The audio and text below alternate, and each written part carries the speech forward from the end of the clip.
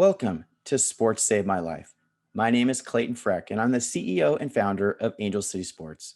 We know the power of sport to change and, in some cases, save lives. We hear these compelling stories every day, and we created this show to share them with the world. Enjoy the show, and remember to like, follow, share, and comment. So today, it's my pleasure to welcome Team USA sitting volleyball player Nicky Nieves to the show. Nicky was born in the Bronx and calls Kissimmee, Florida, her home now, where she spent about half of her life. She was born missing her left hand, has been playing sitting volleyball at an elite level for over a decade and competing all over the world.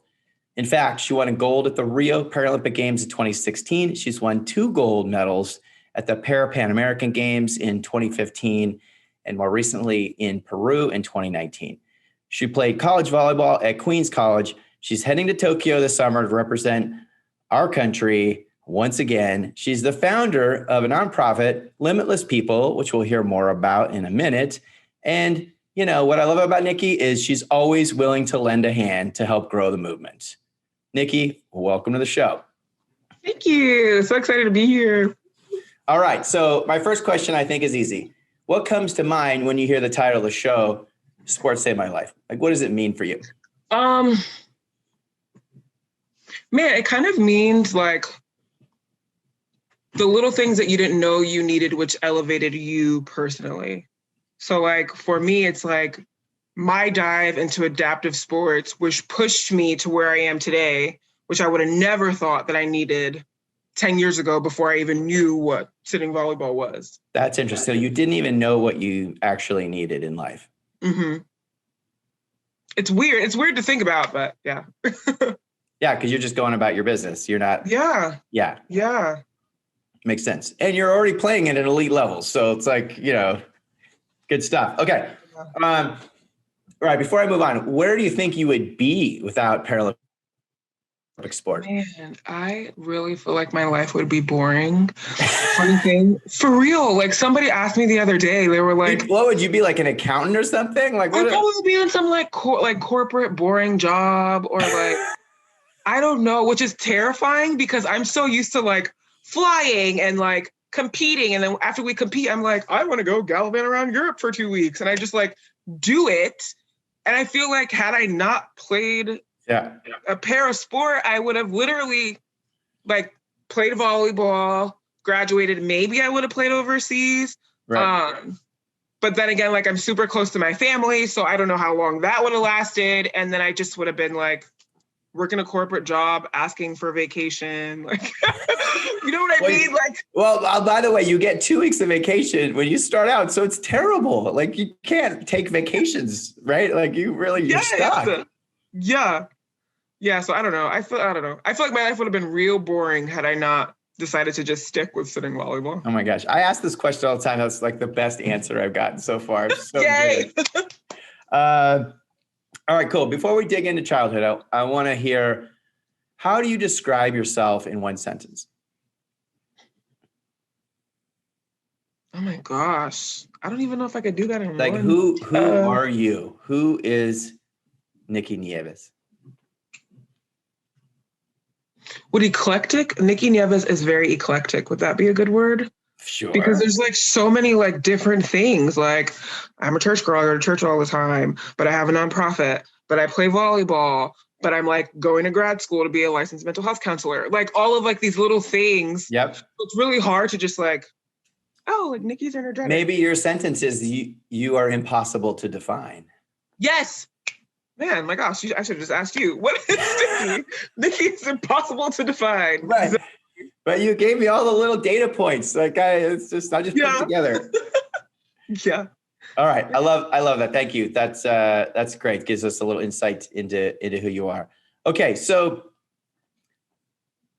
I love this part of the show because I really love understanding how did you become the woman who you are. You're beautiful and strong and powerful and, you know, a great advocate.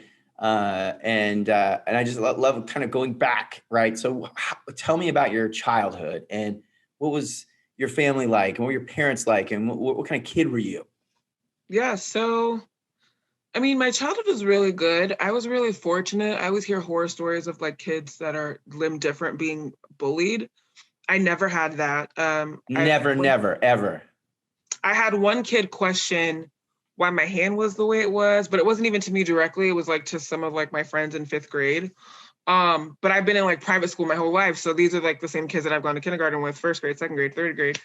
And I like remember hearing it from my friend and I was like, who's asking about my hand? And I'll never forget, like it was like lunch and we like walked up to him and I was like, you have something to say about my hand? He was like, no, I just wanted to know why it was like that. And I'm like, oh, it was born like that. And that's it. Like it was literally squashed. So literally like were you like gonna like beat him up or something? Like were you ready to go to blows? No, I'm not a fighter. Like I get really like feisty sometimes, but I'm not a fighter. I don't know. Gotcha. Okay. I don't know. Maybe I just wanted to feel cool. Like, oh, like I've been in this school for like this many years and you just got here. Like these are my friends. But that was literally like the only encounter I had. My parents super, super supportive. Whatever I want to do, go ahead and do it. Yeah. If it was a sport, okay, cool. You only have one hand. Let's figure it out. So childhood was really great. I was spoiled. I was the last kid. So there's a how many siblings? I have two siblings. How much older? Man, 14 and 12 years different from me. Oh, so you're like the little baby that sort of shows up after the party, kind of. Yeah. Yeah. And I mean, I got it in all aspects. Like I was my sister's baby, I was my brother's baby, I was my mom's baby, my dad. So childhood was great. Birthdays were great. You almost had like 4 parents then in the house with those older siblings.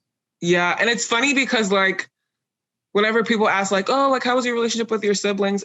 It got like to a point where it was weird because then like my siblings are like moving out and like starting their lives, but I'm still like young and at home with my parents. So I would say like, oh, like I was like an only child. Like I wasn't an only child, but I was an only child in a sense because everybody was big and I was like playing by myself or, you know what I mean? Got all the attention from my parents. Yeah. But yeah, no, I had a great childhood. And then, so talk to me. So you grew up in the Bronx for the early part there. I grew up in Queens. I grew up in Richmond Hill in Queens. Okay. And what do you remember from that? When you moved to Florida in high school, you said, right? Yeah. What do I remember from Queens? Actually, middle school. Okay. Middle school, I moved to Florida, yeah. Man, I remember everything from Queens. I remember the house that I grew up in. It was really close to like, I don't know, if anybody's listening from New York, I was really, really close to like Jamaica Avenue. I lived right off of Jamaica Avenue. So Jamaica Avenue is like notorious for like shops and stuff like that. I lived in a house. So a lot of people also think like, oh, you grew up in New York City, lived in an apartment building. So I literally only lived in an apartment building until I was like 2. And then we moved into a house in Queens. I had a pool, which is really weird because now we live in Florida and we didn't have a pool. I was offended. I was like, Mom, how can we live in New York? Wait, you had a pool in Queens, but you don't have a pool in Florida. Yeah, I was offended. I was like, how can we have a pool there and I don't have a pool in like one of the hottest states? I don't understand. But yeah, I literally remember everything. We lived across the street from a church. We used to walk to school when it was too cold, like take the bus. Everything. We'd go to my grandma's house all the time. And it's still kind of like home to me because from my mom's side, my family's all still up there. So like usually after like tournaments or when I just want to see my family, see my sister, because my sister's still up there too, I just go there. So now, God willing, when I go to Tokyo, instead of coming straight home to see my parents, I'll go straight to New York to see my family first, and then I'll come back down to Florida. Well, that's nice. Mm-hmm. So were you a sporty kid? Like what? No, it was so like. Well, when did you find volleyball? At some point you find volleyball because you made a career out of it. The rule was in our private school, you couldn't really play volleyball until you got to like 7th or 8th grade. And by then, by 7th grade, my dad retired and decided he wanted to buy a house in Florida. And because I have really bad asthma and the winters are just brutal on me. So they're like, we're just going to move to Florida. So when we got down here, surprise, 7th grade, guess who can play volleyball? So I was just like super, super hype. I got to play and I literally stuck with it. It wasn't the only sport that I did. I did track and field and I also was a cheerleader. But after high school, during high school, I was super serious about volleyball because I played all throughout the year and then the other sports kind of sprinkled in. And then after high school, I played a year of college ball, found sitting and just decided to fully switch over. Okay, so you're you're in college, you find sitting. I want to hear that story, but you just stopped playing the stand-up version? Yeah, I know it sounds wild. Long story short, I started playing traditional volleyball standing. Oh my gosh, at one point it was super overwhelming because all of these people are like, we want to do interviews. And I felt like I was having interviews out of the wazoo because it was so amazing that this girl from New York had left and went to Florida and came back to her borough and played for Queens College, and she was missing a hand. It was just so amazing. And everybody wanted to do an interview. And I literally distinctively remember telling my coach, like, I'm not doing anymore. Like, if they like ask you, I'm not. No. It's dumb. Like you're not even looking at me to do an interview to see like, oh, she could jump this tall and blah blah blah and her stats. And no, it was About your oh hand. how yeah. So I was like, I'm not doing this anymore.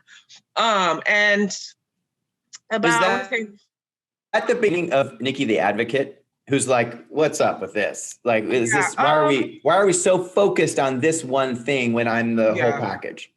I wouldn't think so. I don't think so. Just because at that point I still didn't know what sports as a disabled individual was. So Right. in a sense, I kind of felt like a leprechaun. Like I knew other people were out there that were just like me, but I had never seen them. I had never heard about them. I had never seen what So parasport or adaptive sport even looked like. okay, so growing up, you're mainstreamed in school, in sport.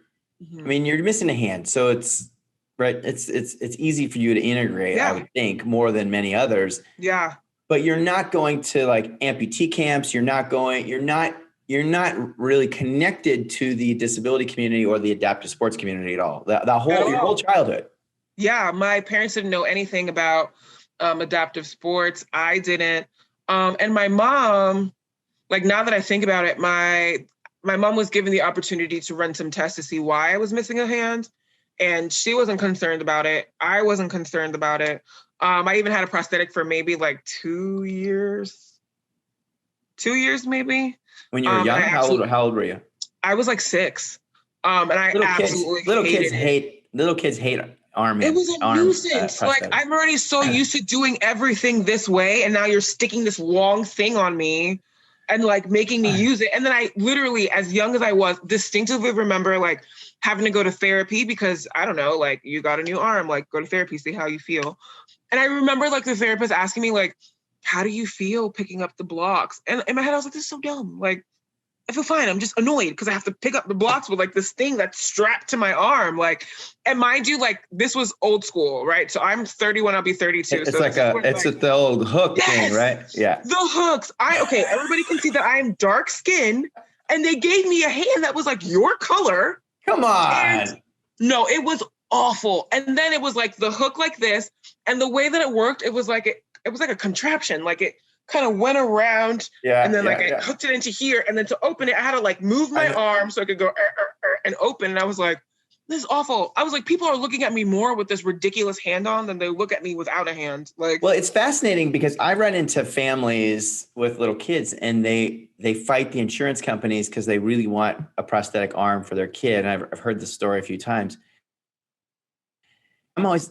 I tell them, I go, your kid's not going to really like this thing. So why don't you wait? Because you're probably not going to use it. They yeah. fight, they win, they get the arm, and then the kid doesn't use the arm. It's like, what did you just do? Like, what are we doing here? Yeah.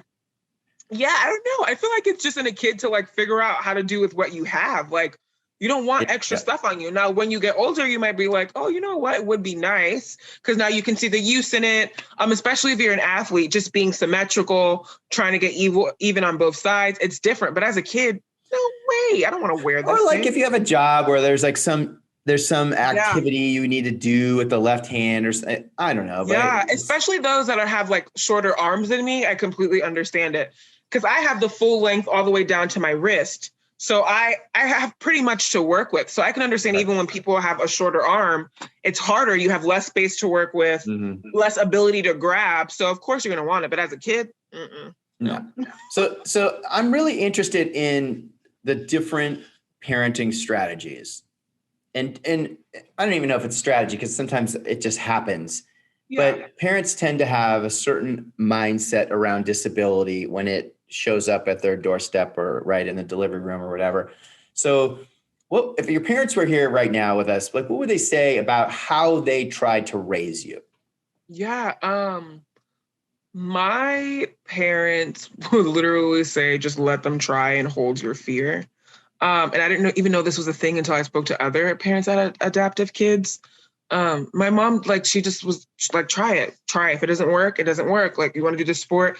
And literally, maybe like a year ago was the first time she ever told me that she was terrified for me to ride a bike. I would have never known that. And she was like, I was terrified. She's like, you don't have two hands to hold. What if you hit a bump? You're going to fly off. Like, what if you can't turn quick enough or, anything, But I never So, knew that until so I was an she, adult. to say it another way, she never put limits on what she thought you could do. Never. She was like, if you want to try it, we're going to go ahead and try it. I might be terrified, but I'm going to go let you try it and figure it out and see.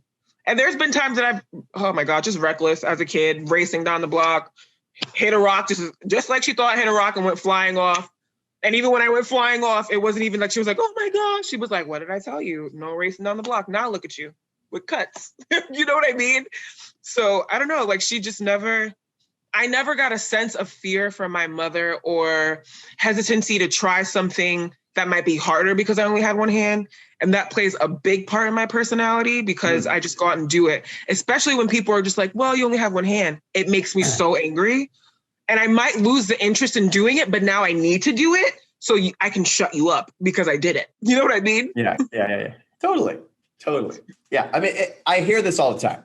You count out somebody in our community, you write them off, and they're going to come roaring back at you. I'm sorry. That's just how it works. Yeah. Yeah, exactly. So, I mean, that's her and my dad always like, you want to go do something, go do it. So they were parenting style was great. They were it almost sounds like very matter of fact about the disability. They didn't spend a lot of time sweating it or thinking about it. It was like, just go live your life, go figure things out. Yeah, definitely. Yeah. I don't know. There have been times, of course, where like I've cried because I'm like, man, I really want to do this, or I want to work on this way, or I want to do it like this person because it's so perfect and I can't because I'm different. But it never was like a thing where it's like, oh, well, you're crying, maybe you should give it up. Even piano, like I was in piano school for years. Yeah. That's pretty cool. Yeah. That's pretty cool. Okay. So I love the different ways that the community is raised. I love the different ways that parents approach disability. Did you, because listen, I'm a child, I'm the parent of a child with limb difference as well. And there was moments where he was like, why did this happen to me? Mm-hmm. He was mad about it. Did that ever hit you? Yeah. Like out of all the kids in my school, out of all the kids I see, I'm the one missing fingers and no leg. Like that's what he used to say. Yeah. I don't think that I necessarily ever got angry. But you asked those questions. I don't want to say we're like super religious people, but we are pretty religious. We believe in Jesus. We go to church all the time. My mom's like a Bible study teacher. So it was definitely like one of those things where like, I was just like, I'm going to pray because I want a hand when I was younger.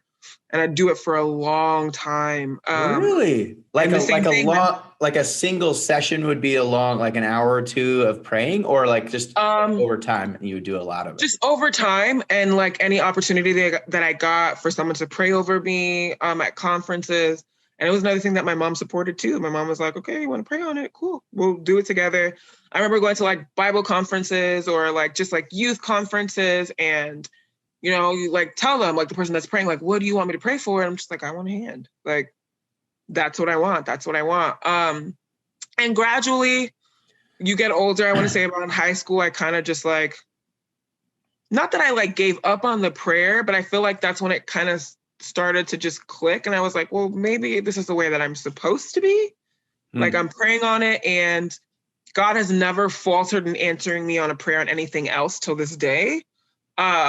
And this is one of the things that I'm praying on, and I'm not seeing anything change. Like it's staying the same over like this span of years. And then I just kept on. I got older and I got older, and I got into para sport. Then I got all these opportunities. I opened my nonprofit. I got to speak to kids, worked with Angel City, worked with another one called Nubability.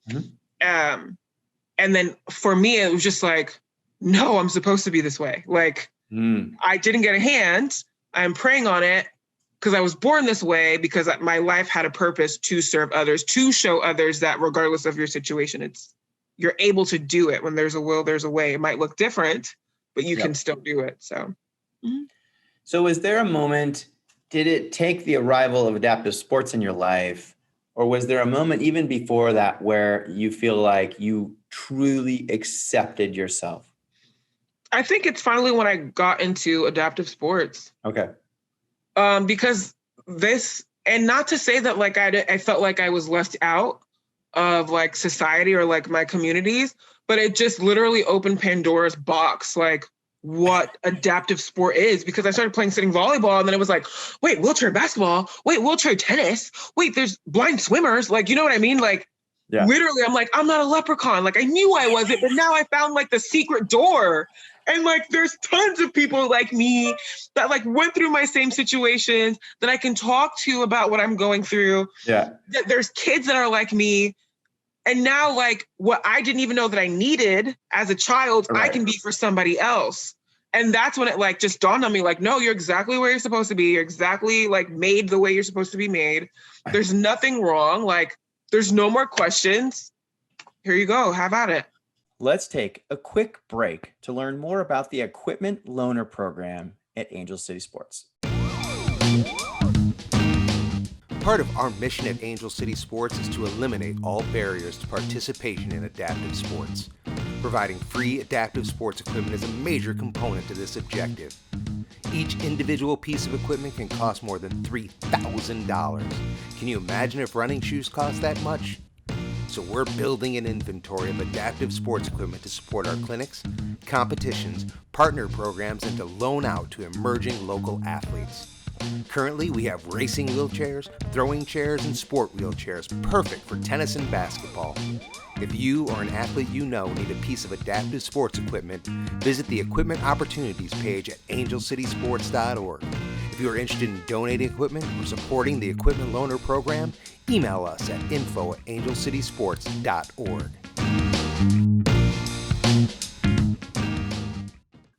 All right. Tell me the story about how you found sitting volleyball. So you're in college. You're playing competitive ball. Mm-hmm. What happened there? Yeah, so with all of those interviews that annoyed me, some people at USA Volleyball saw them, and one of the recruits had reached out to my AD and was like, hey, we see you have a girl without a hand. We want her to come and try sitting volleyball. And I remember him telling me, I was like, okay, I'm not doing that. Like, no. Why did you say no? And what did you think about it?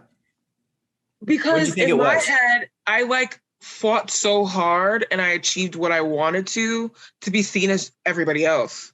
So in my head, I was like, I made it. Like, I'm playing NCAA D2. I'm a starter. Like, I made it. I do not need adaptive sports. I am not. No, I don't need it. I'm not going to sit on the floor.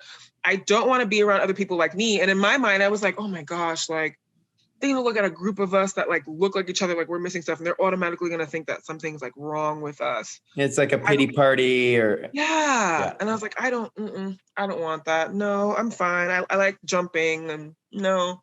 And finally, like after a year, my parents were like, just try it. If you don't like it, you don't like it, but nobody's forcing you to.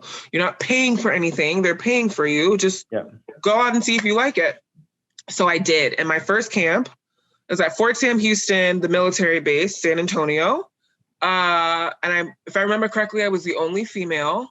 And I remember boohoo crying because I felt so stupid about like seeing the need to like stand out and being weird about my hand because I'd still hide it sometimes. And mind you, now I was like at a camp for sitting volleyball with a whole bunch of like vets, and some were still active duty, like just talking crap to me because they were like, we don't care that you play college volleyball. Can you play? Like, can you actually play? Can you pass? So before you even put your butt on the court. Oh yeah. Like military dudes are ruthless. Mind you, like the ones that I like played with like super cool guys, still friends with them, but like they didn't care. Why were you the only woman there? I don't know. I think it's just the way that it worked out. Even now, sometimes with the developmental team, it's called A2.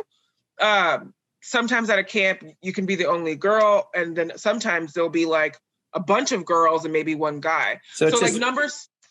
It's kind of random. It wasn't like some guy's thing that they invited you to. No, numbers fluctuate. It's just whoever's coming to camp and whoever can get to camp. But it just happened to be that like I was the only girl. And then on top of that, it's sitting volleyball, but I still didn't really like get the concept. So I'm dressed like I'm playing standing. So I have my spandex on and just leaving all types of skin on the floor because I'm trying to like move around and I'm not covered enough. So so what do you wear? What do you wear in a normal sitting match? Yeah, so I'll wear shorts that are kind of longer. What I've started doing now at practice, I'll wear leggings because my whole leg is covered.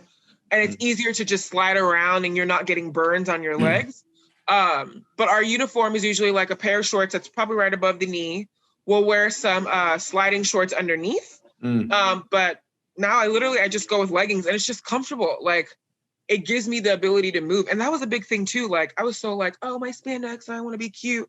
And now I'm like, oh my gosh, I'm just trying not to leave no skin on the floor and whatever's going to make me super fast. Okay, so walk me through that first camp. So you're there, they're talking crap before you even get down and start playing. How'd you do? And how quickly did your mindset change about what Paralympic sport is? Awful.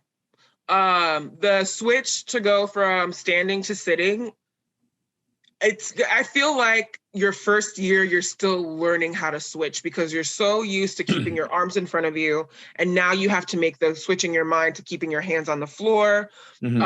Just that reaction to move and then play. So whereas when you're standing, you're not even thinking of the moving, your feet's just going in the direction of the ball. Yeah, because in the sitting version, your arms have to do a lot of work. Yeah. Right? Yeah, and your legs do too. But it's just, man, like, it's just, you have to be, now it's kind of like innate, like, because I've been playing it so long, my body's just going, my legs are pushing in the direction that I need to push in. Mind you, sometimes my legs will be far in front of me and the ball's falling and I'm like, there's no way, I have too many legs. You know what I mean? Like, I can't get that, you know? But when you first start, it's hard to like get around to move. And then the court is so much smaller, so the ball is coming so much faster. So you have to adjust your reaction time. So I got hit in the face a lot. That first camp? Yes. I feel like even the first year that I played, my first year even living at our like training site, I swear I got hit in the face like every day. Just straight. And at that time, our women's team was still practicing with our men's team. So look, just no fear, just wham, like right in my face. So I'm like, can you break your nose with a volleyball? I would think so.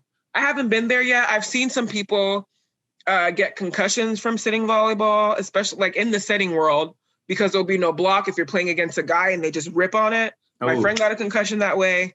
I would think so, but I haven't seen it happen yet. Dang.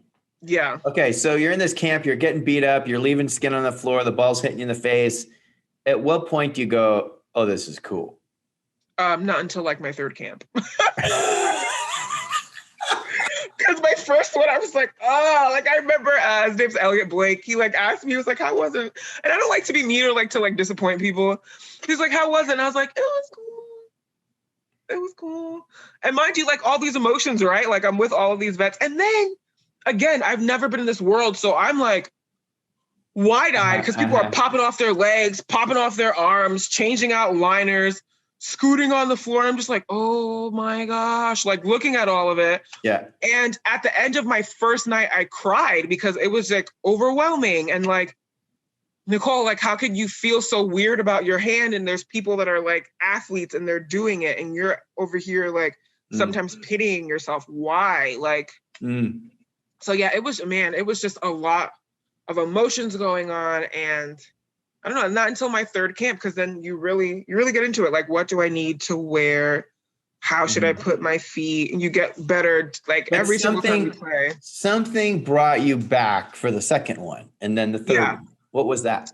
I don't know. I feel like I was just like, well, let me just try it again. And because they were cool. They were cool and they were like me. And it was the first place that I didn't have to feel ashamed of having a hand, or I didn't have to feel apprehensive what people were going to think, what people were going to say, because we were all missing something. Yep. Like something was missing from each and every single athlete. Yep. Regardless if it was big or small, it didn't matter. I mean, Elliot is the odd man out because he's got 4 limbs. Right? Yeah. And literally then they'd be like, oh, able-bodied, like for the guy that has everything. You know what I mean? So like for the first time I was like, oh my gosh, like I could literally just walk in and do what I have to do. And nobody's like worried about my hand. Like they're just worried if I can play. What you're saying speaks to my heart, because when I think about the vision for what Angel City can be and what hopefully we are to whoever's in our community now, it's about belonging. Mm-hmm. At the end of the day, it's about belonging. We can talk about sports and all these other great things, and we could do a million things, but at the end of the day, that's the most important thing we want people to feel, is that they belong. Yeah. And that's exactly how I felt. Exactly how I felt. You weren't sold on the sport, and you weren't sort of sold, right? You weren't like, oh yeah, Team USA, I'm going to Paralympian. Like you weren't sold on that yet, but you were sold on the feeling that you got. Yeah. I don't even think I had the thought of being on Team USA. Like I wasn't even there yet. I literally was just like, I tried the sport, but this is super cool that there are people like me, right, that I can relate to and ask things like, how did you pass that ball? Or like, what works for you? Or like, how do you move best? You know what I mean? Like, it was just little things that like, I finally had someone to talk to about it. Yeah. That knew what I was talking about, that could empathize with me and not sympathize. So I'm going to ask you a really hard question, because, and I know hindsight's 2020 and it's hard to sort of rewrite history, but if you could choose, would you have found this community earlier in your life, in your earlier childhood?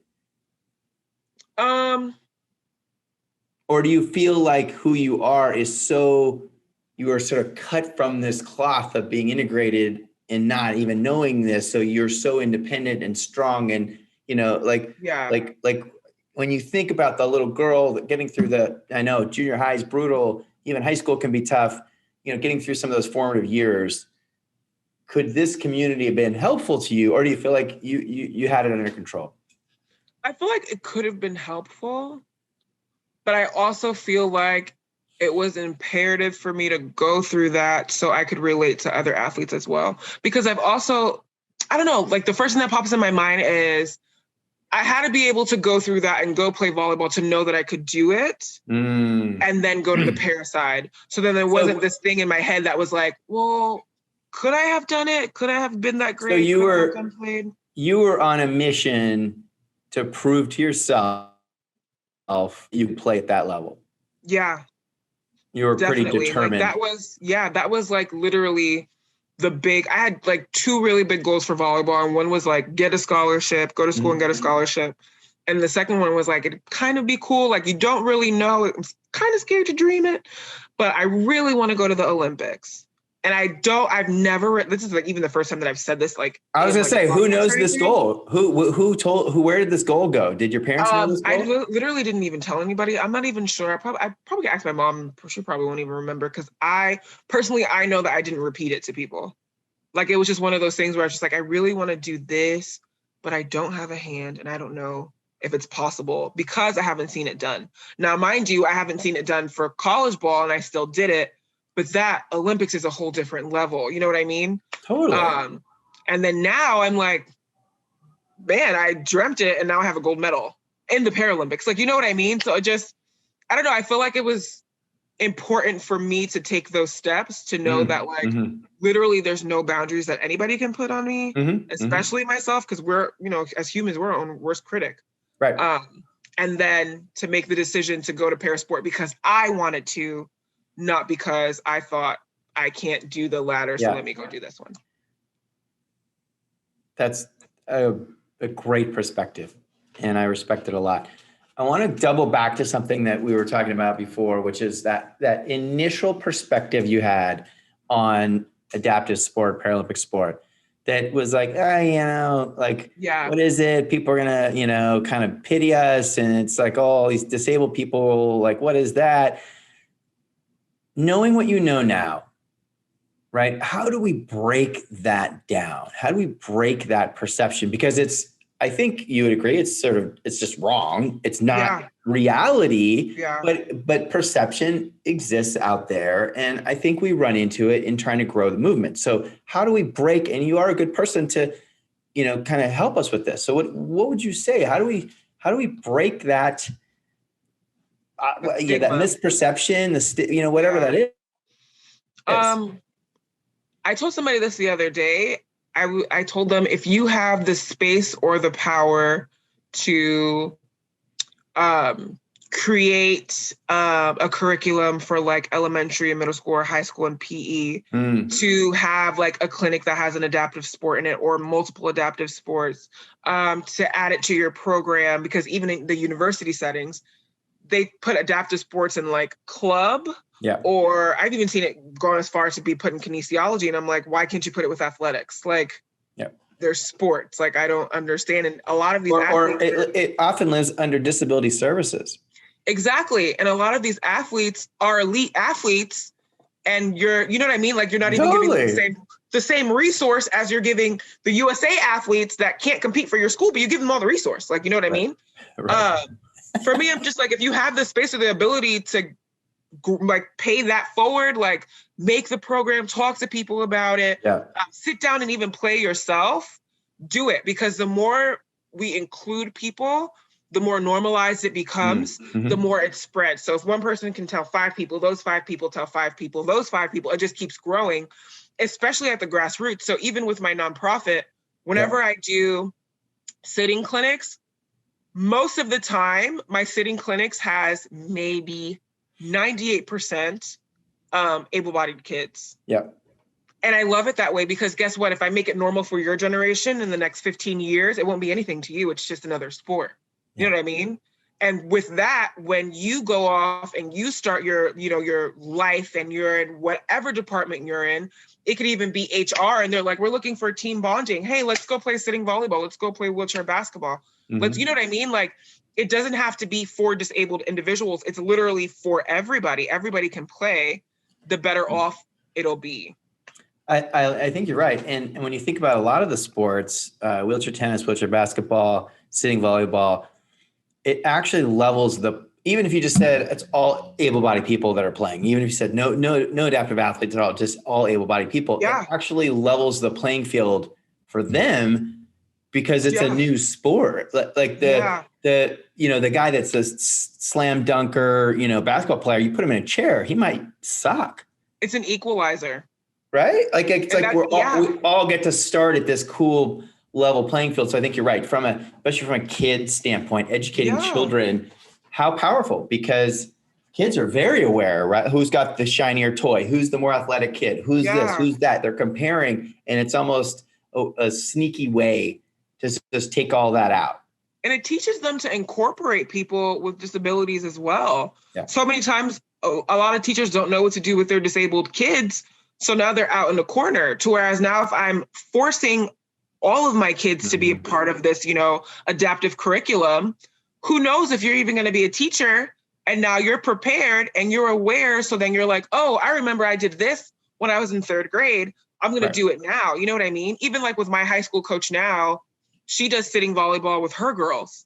So it's like, it literally just takes one person to like show and to grow it. And even if they decide that they're not going to do anything with it, but just maybe, I know about it, and that's as far as they go, it's still more normal to them, which in turn kind of rubs off on other people, which makes it even better. Totally. Yeah, that's great.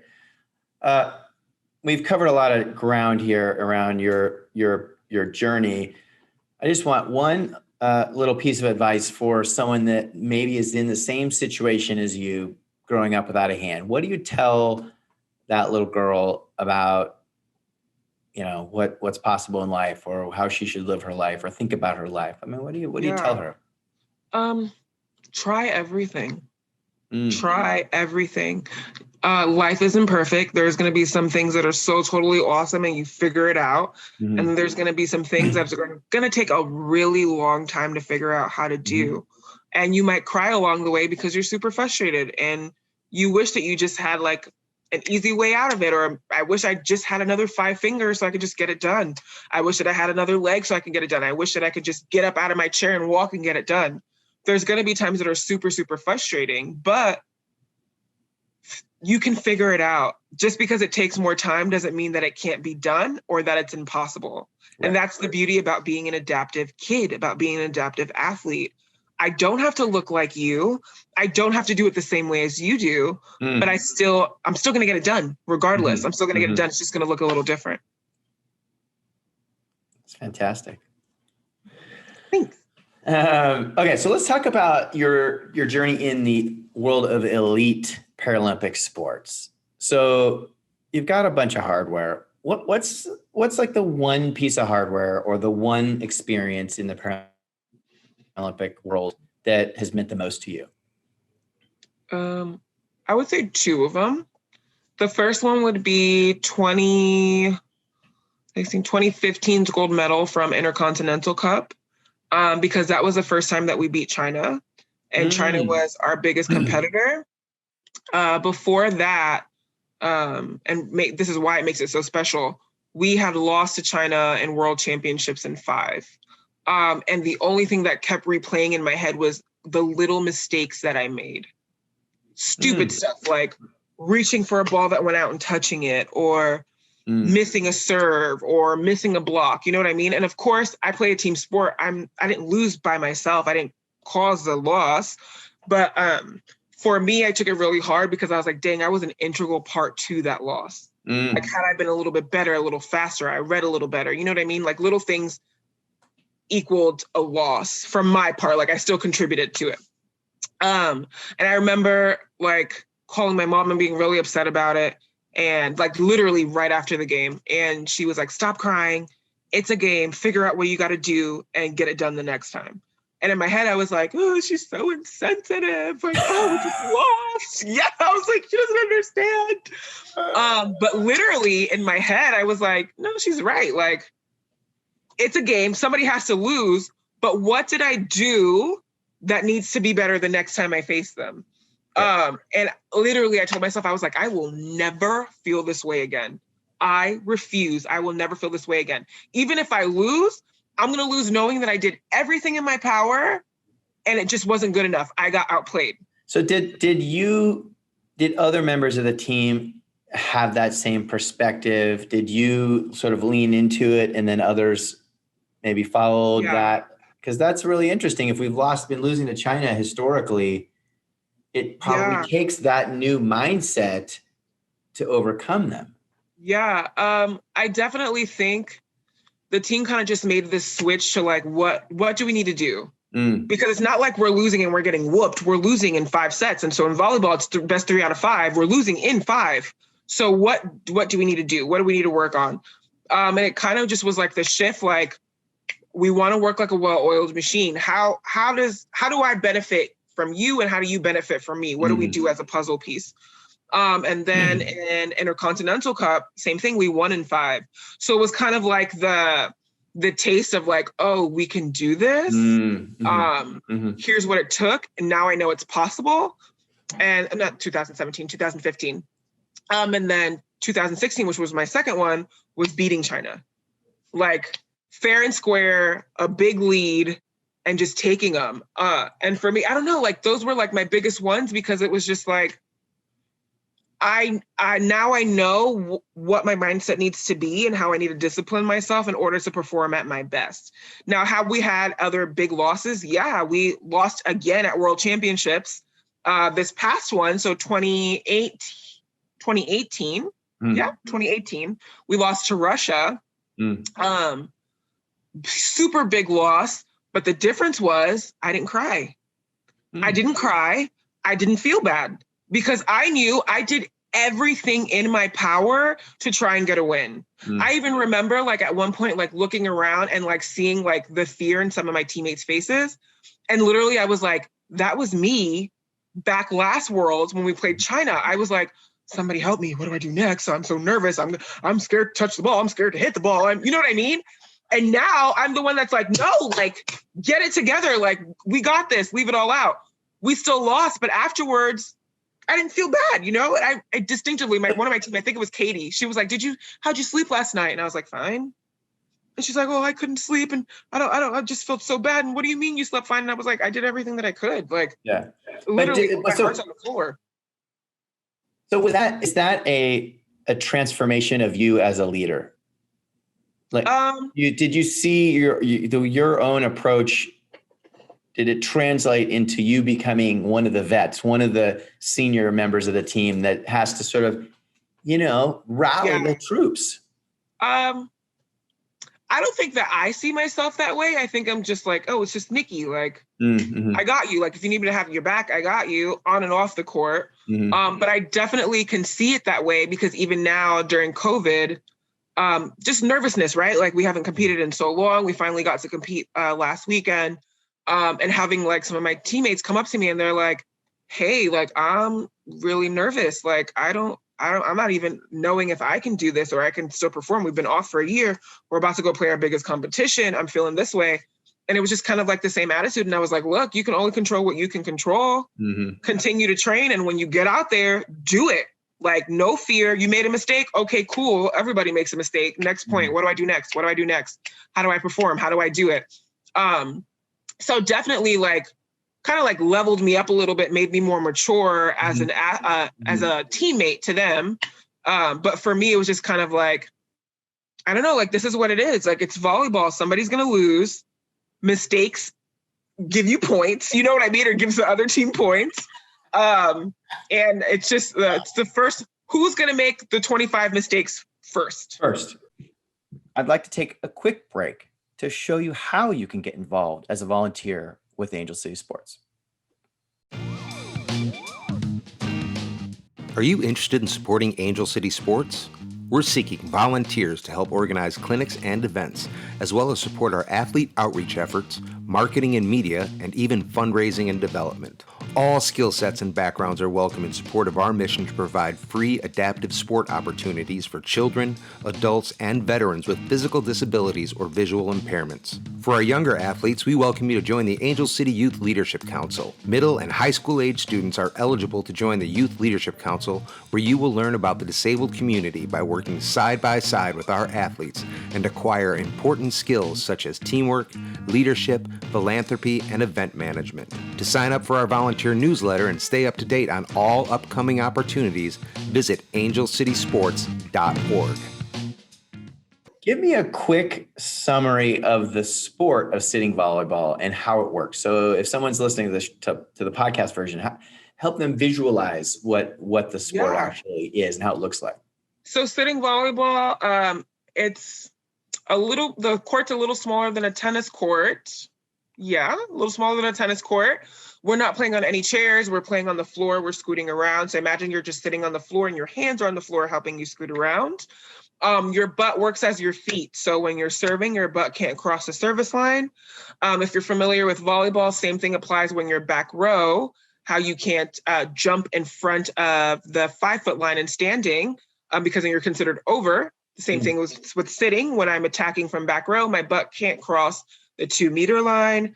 One of the major differences is whenever I'm contacting the ball from my torso to my bottom, at some piece has to be on the floor when I'm making contact. If not, it's considered a butt lift. They even applied this rule to blocking a ball, which kind of sucks because if I go and I block a ball, my butt comes off of the floor. Even if I did not touch it, if the ref sees it, they're going to call it and call it. But so you have to keep one cheek on the floor? Yep. From your torso to your butt. So as long as some piece is on the floor, you're good. Another really big difference is when you're serving, you have blocks. The front row can block you. So you can't send a laser right over the net. You'll just get that slam back at you. You can, but it depends on like what team you're playing, how tall they are. So for example, Russia is huge. Like you gotta serve a legit volley over them. Yeah, you have to serve tough and aggressive over the block or in between the blocks. so that if they're trying to block it, which is yeah, risky. yeah. So if they're trying to block it, they're either in the net or it's falling next to them because they're hitting it. But yeah, those are like the biggest differences. And then the net lies 4 feet off the ground. What's the net? What's the net at? Something like that. Maybe about like 1 or 2 feet off the ground. It still gives you space to put your knees under it. So. But the height of the net is. Oh, the height, probably around 4 feet. Okay. So I would say. What if you were advising your family or friends about watching the Tokyo sitting volleyball tournament?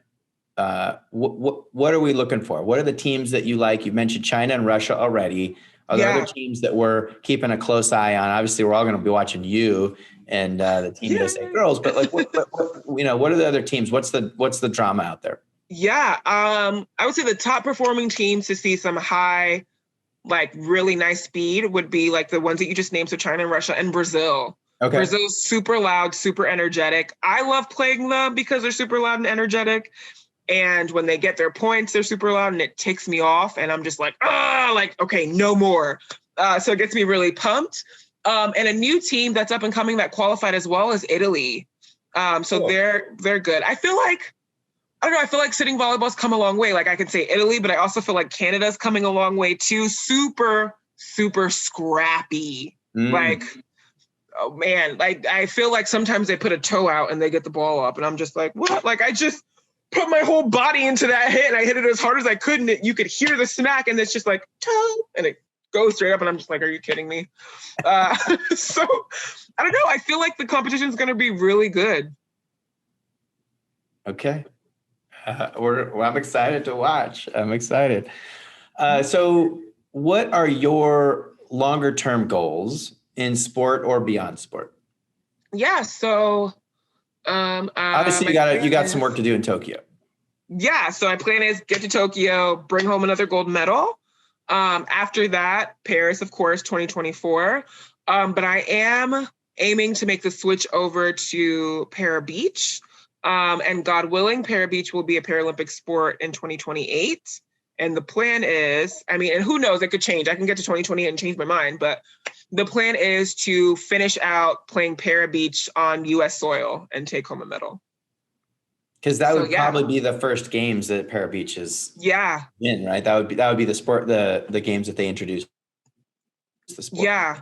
So that's it for like volleyball wise. And then outside of volleyball, right now I'm taking my pre-courses that I need to take in order to apply for my grad program because I want to be a licensed mental health counselor. And I really want to have my own clinic and service people just like me, and even service people that might not have the means to get like the help that they need. So those are like the two biggest things on my list. And of course, make Limitless as big as it can be. But that's always like an ongoing goal, like just a constant, regardless of what I'm doing. And talk to me about Limitless. So what do you guys do? So the goal is, and the mission is to provide camps and clinics, volleyball to everyone, regardless. Volleyball has become a really big country club sport. And I say that because it's super expensive. There's clubs in Florida that are as much as $30,000 to play for the entire year, which I think is ridiculous. What, for a kid? Yeah. So let's say like you want to send your kid down to play beach ball for the year. A lot of Canadians do this actually too. You can send your kid down to South Florida. They get boarded there. They can do their school and play volleyball the entire year and compete. And it's around $30,000. So you're literally paying like college tuition before the kid's in college. Wow. Okay. Got it. Yeah. And I feel like money and where you geographically reside and your community, those are like the biggest barriers on kids and even adults if they want to play adaptive sports to be the best that they can be when it comes to volleyball. So I'm like, I know that where I got was a lot of it, of course, because of God and of my parents, like they had the means to do it. And it worked out because now I play for Team USA. So what is it that another athlete wouldn't be able to achieve if they had just a little bit of the resource or the opportunity, if they had some extra touches? So my goal is, I'm going to try and do as many camps and clinics as I can do for the kids, and it's free of charge to them. So whenever they come, you're usually going to get a meal and get some good volleyball in. So if it's usually even if it's a clinic, what I'll do is the first morning part will be just instruction, a lot of reps, and then afternoon is just competition, let's play. So yeah, and then we do some that's exactly how we do our clinics as well at Angel City. So we're very aligned. And are you only focused on sitting for Limitless, or are you're doing both? No, I do both. I do both sitting and standing. So cool. Well, our missions are very aligned, and I agree with you 100% when you talk about the barriers and access to sport. And I know you were on our panel recently, so you were actually addressing that very issue. And when you look at some of these sports, even just the able-bodied sport, you know, where do the volleyball players come from? Yeah. You know, what communities are they coming from? And there's probably a handful of communities around the country. I know in Southern Cal, it's very obvious. And, you know, they're coming from the wealthier. Athletes are great. They're coming from the wealthier beach communities, simply put. Yeah. And there's not a lot of diversity. And I don't know, I just feel like people are starting to realize that how much money you can make off of it because it's such a popular sport and it's just getting more popular. Mm-hmm. So now what you see is all of these clubs popping up, and the directors are not necessarily concerned with the kids' progression per se. Like they want the kids to progress, but the main goal is business oriented. So they're only but it's a numbers game. It's at some level. It's a numbers game. Yeah. So do you have time for a few more questions? Yeah. All right. So this is my favorite part of the show. It's our soul searching part. So first question, just to get you warmed up. What is a fun or interesting fact that I do not know about you? Fun or interesting? I can sing. Yeah, okay. I can sing, and I used to go to an art school. Art school? Yeah. I know. Weird, right? So maybe you would have ended up an artist. I would have found my way to volleyball. All right. What can you sing for us? Okay. On the spot. I can sing a song in Spanish. Oh, let's hear it. Even just a couple verses. Okay. I'll sing like the little like hook and like chorus. Okay. You ready? Here's my microphone. Right. Amarte solo a ti, Señor. Amarte solo a ti, Señor. Amarte solo a ti, Señor. Y no mirar atrás. Seguir tu caminar, Señor. Seguir sin desmayar, Señor. Postrarme ante tu altar, Señor, y no mirar atrás. Dang. That was great. Thank you. I love the little pen. Yeah, my microphone. All right, so the next Angel City Games, we're going to do a version in the winter, November, December. I don't know that we're going to have a big fancy stage, but if we don't, then certainly the one that we do in 2022 will. So, how did I perform on our stage? Will I perform? Yeah. Sure. Okay. I mean, you're a singer. Let's go. Let's do it. Okay. Got my first gig. All right. So, thank you for that. Was fantastic. Thank you. What has your disability taught you? My disability type? Taught you. Oh, taught me.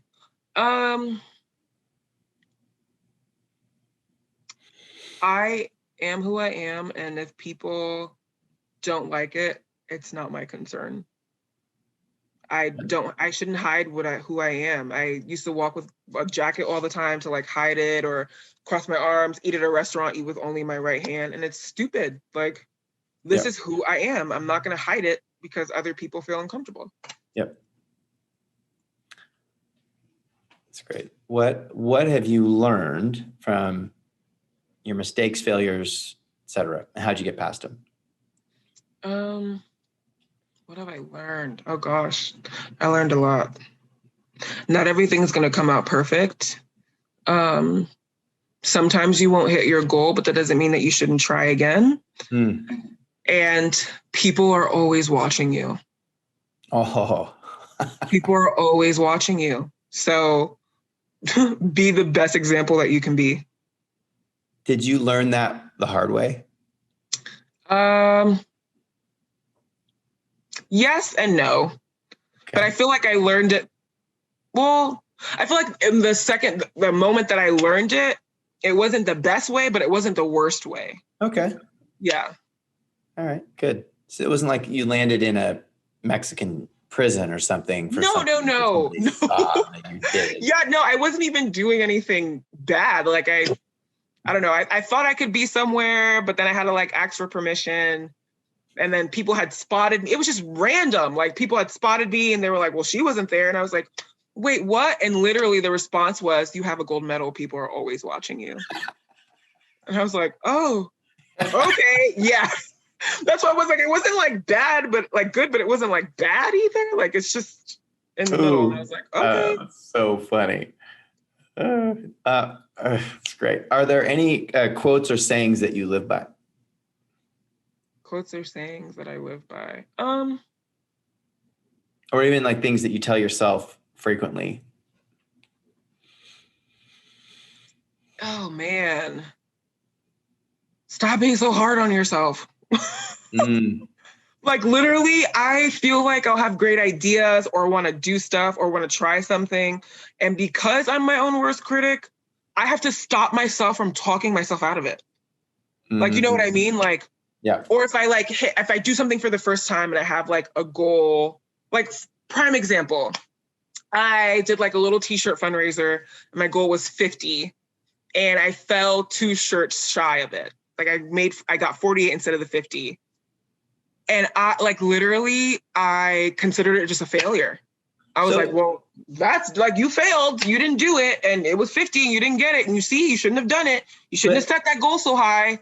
Okay. But this is the sign of someone that is in pursuit of excellence. Yeah.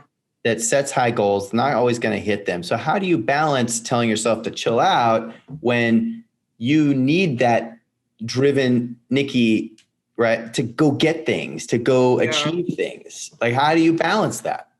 One of the biggest things that has helped me, even athletically, is to like compare it to the last thing. So when it comes to sports, if I feel like I didn't hit my goal, I'm like writing that out. So then when I get it again, the next time I know where I was at, so I can ensure that I beat it and I have this new goal. So like an example would be, if it was Worlds in 2014, how did I perform? What did I meet? What did I miss? So when I got to Worlds in 2017, 2018, I was like, Nicky wasn't hitting X, Y, and Z. How are you going to hit it this time? And what are you changing to hit it? So even now I was like, dang, oh my gosh, I fell 2 shirts short on this one to make 50. Next year when I run this fundraiser again, or if I decide to do another one, what should I have done different and better on that one so I can pass the 50 and go even higher? So it's always like a comparison, like data, like stats. Last year you did this. What are you doing this year? That's a nice approach because it's related. And you think about the individual Paralympic sports, you may not want to go medal, but were you the fastest you've ever been? Yeah. Or, you know, if you compare yourself to prior performance and you did better, like that alone is an accomplishment. Maybe you didn't win the gold medal this time, but you exceeded what you've done in the past. So you're obviously getting better, which is a great place to be. Yeah. That's good. So, I like that a lot. And it's interesting to say it in a team sport environment. So you break down your own individual performance in that setting. It's not as easy to just look at the time. Okay. Give me, you already touched on this, but I want to know, what do you think your purpose is? My purpose is to be the best that I can be in whatever I set my mind to, so that the people and the kids, anybody who's looking at me, know that it's possible.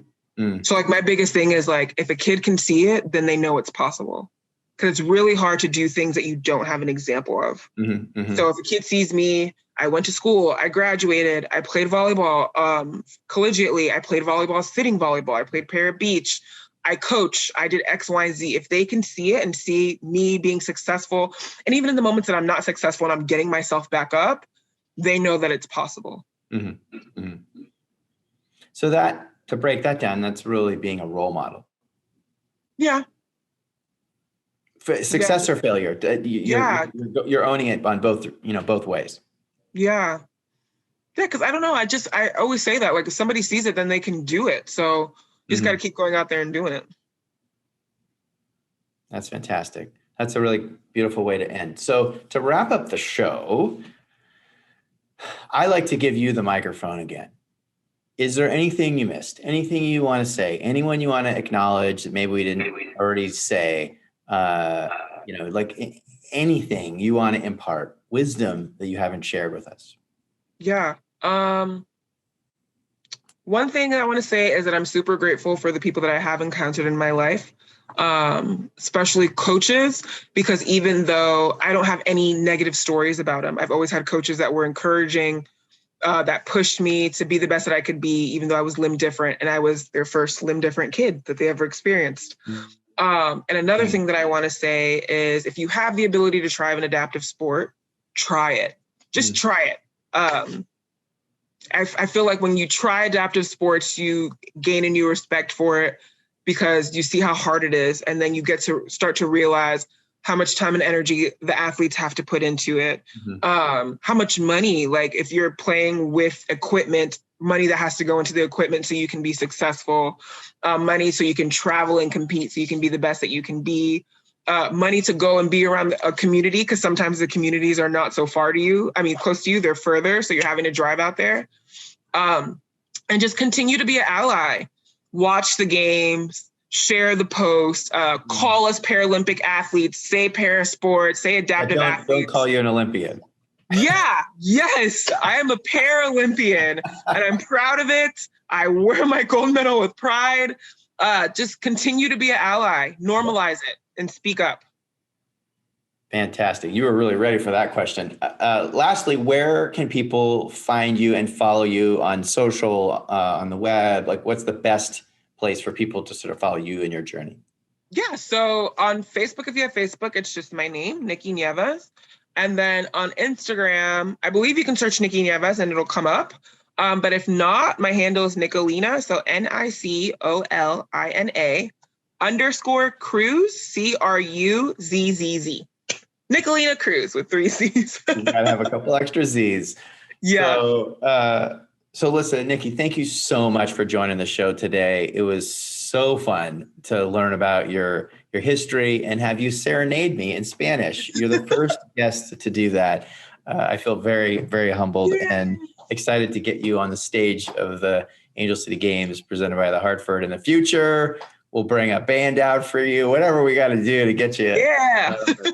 But no, thank you so much for your time. And thank you for all of your support at Angel City Sports over the last few years. And we're excited to continue to kind of align our missions because everything you said and your organization, what we're doing, we're literally the same. We're doing things for free to get people excited about these sports. So just thank you for all that you do for Team USA and for the whole community. From the bottom of my heart, thank you. Thank you for having me. I feel so honored and blessed, so thank you. Man, I really love Nicky. She's so thoughtful and generous with her time and obviously an incredible athlete. In our next episode, we feature Ian Seidenfeld, an up-and-coming athlete striving to maintain his family legacy in table tennis.